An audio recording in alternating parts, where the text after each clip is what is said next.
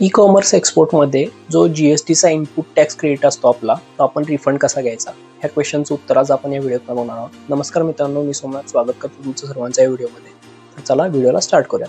मित्रांनो, 2 वे आहेत. एकतर तुम्ही तुमचं एक्सपोर्ट इनव्हॉइस जेव्हा बनवता, तेव्हा तो विथ जी-एस-टी बनवा आणि जेव्हा तुमचं कस्टम क्लिअरन्स होईल, तुमचं शिपिंग बिल ई-डी-पी-एम-एसमध्ये रिफ्लेक्ट होईल आणि साइड बाय साइड तुमचं जी-एस-टी फायलिंग होईल, तेव्हा तुमचा एक्सपोर्टचा जो इनपुट टॅक्स क्रेडिट आहे तो ऑटोमॅटिकली तुमच्या अकाउंटला क्रिएट होईल.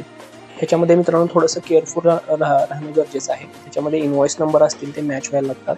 बाकीचे बरेचसे डिटेल्स असतात हे एक्झॅक्टली मॅच व्हायला लागतात. तेव्हा ही ऑटोमॅटिकली प्रोसेस ट्रिगर होती. दुसरी गोष्ट तुम्ही अशी करू शकता की LUTच्या अंडर तुम्ही एक्सपोर्ट करू शकता आणि वर्षभरात जो काही तुमचा इनपुट टॅक्स क्रेडिट राहिला आहे, जमा झाला आहे, तो एक ॲप्लिकेशन करून GST डिपार्टमेंटला तो तुमचं परत मिळू शकता. ह्या दोन्ही गोष्टी मित्रांनो CA थ्रू तुम्हाला करायला लागतात.